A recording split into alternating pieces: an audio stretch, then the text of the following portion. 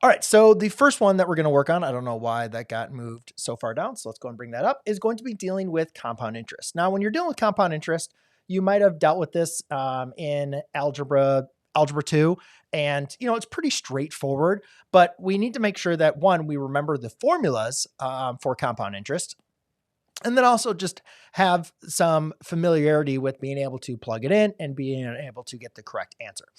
All right, so let's go and read this out. Suppose $5,000 is invested in an annual interest rate at 4.5%, compounded continuously. Immediately once I see this, I know I need to use the formula PERT. So A equals P-E-R-T. That's the easiest way I like to remember things. Maybe your teacher is going to write this on the board or allow you to have a formula sheet. I always did that. But ladies and gentlemen, if you do enough examples like this, this is not that difficult of a formula to forget. Just remember PERT, kind of like PERT Plus, the shampoo. All right. So not only is it important to understand what the formula is, but also what are the parts. So A is going to be our final amount. P is going to be our initial amount. E is going to be our compound interest constant. R is going to be our rate. And T is going to be our time. All right. So it says, how much is the investment worth after 6 years? So obviously we can say that T is going to equal 6 years.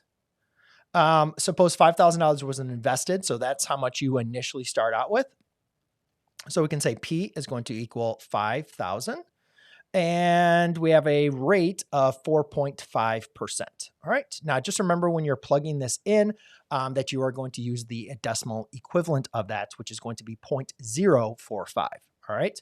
So we want to be able to figure out what A is. So A is going to equal, and basically once you identify the parts and you have the right formula, it's just a plug and chug type of problem. But the important thing is making sure you have the correct formula, because you could have compound interest that's going to be compounded at certain intervals. And then also there's questions you got to make sure you're answering the correct question. You're finding exactly what you're looking for. So we have 5,000 is our initial amount. We're going to raise that multiplied by E raised to the 0.045. And then that is going to be multiplied by 6. Now, the other thing is just the most important is making sure you're plugging it into either a scientific calculator, or in this case, I have a graphing calculator. And so what I'm simply going to do is just 0.045 times 6. And I always like to just kind of work backwards. It doesn't really matter how you go ahead and do that. But I like to just, in my opinion, I don't like typing in everything together. So I multiplied the 0.045 times 6. I took E raised to that answer, and then I'm going to multiply that by 5,000. I don't know. That is just what I have been accustomed to. To me, when you plug everything into your calculator, if you make one little wrong error, you can get it wrong. And that's not cool, right? We don't want to do that for an exam. So I always like to do things kind of step by step. And sometimes that involves working backwards.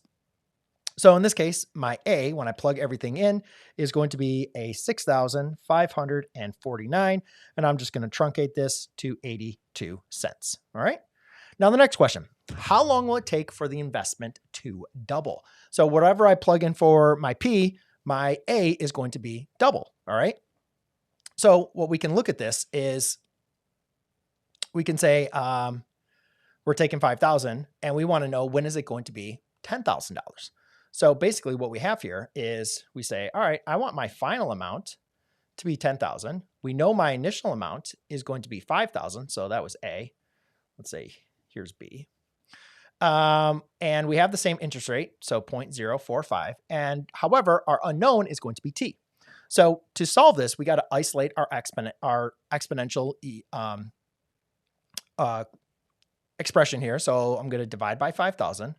And you can actually quickly do this because every single time when we have the doubling question, you're always going to get 2, right? We want to find our value when it's going to be 2, because when you double that amount and you divide it out on both sides, you're always going to get 2. So 2 is going to equal E to the 0.045 T. I didn't write that in correctly, so let's go ahead and fix that. 45T. All right, and now I need to solve a exponential equation with a base E. So what we want to do is we want to solve for this T that's in the exponent, right? That's as a power.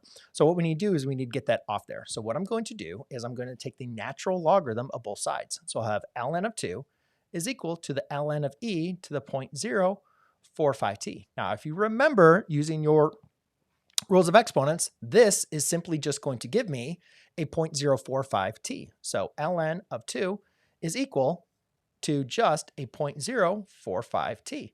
Now to solve for t, I'm going to divide by 0.045 on both sides, and let's go and see what that time is going to be. So again, using my scientific or graphing calculator, I'm going to take ln of 2 and then divide that by 0.045.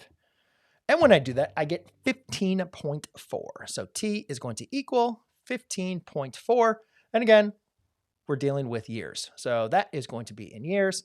And that, ladies and gentlemen, is some two common kind of compound interest problems that I would definitely expect on your midterm. So make sure you have some practice with them, using the formulas and making sure you're always answering the question correctly, or always answering the question that's on your exam, not just what you think it is.